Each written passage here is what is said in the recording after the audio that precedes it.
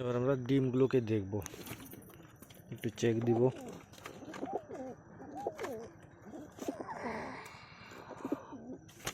এই দেখেন, দুটো ডিমই সমান এবং আশা করা যায় ফুটবে।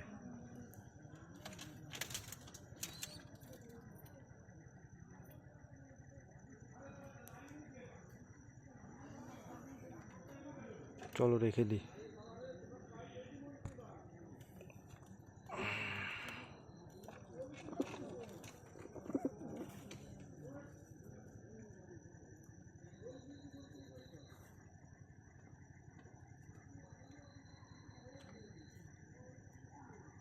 এবার এর কাছে যাওয়া যাক।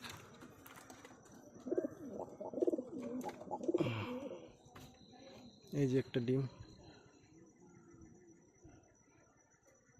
ও দুটো পারছে আর এ কেবল একটা পারছে, আর একটা সম্ভবত কালকে পড়াবে।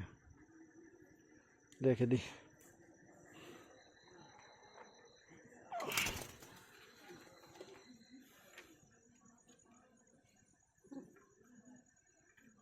কি আজব ঘটনা, আমার জানা মতে এসব ঘটনা এখনো চোখে পড়ে নাই, এখনো পর্যন্ত আমার সামনে এখনো বাঁধেনি।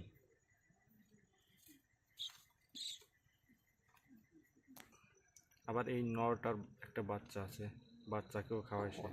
এই হলো বাচ্চাটা, এই দেখেন সবাই,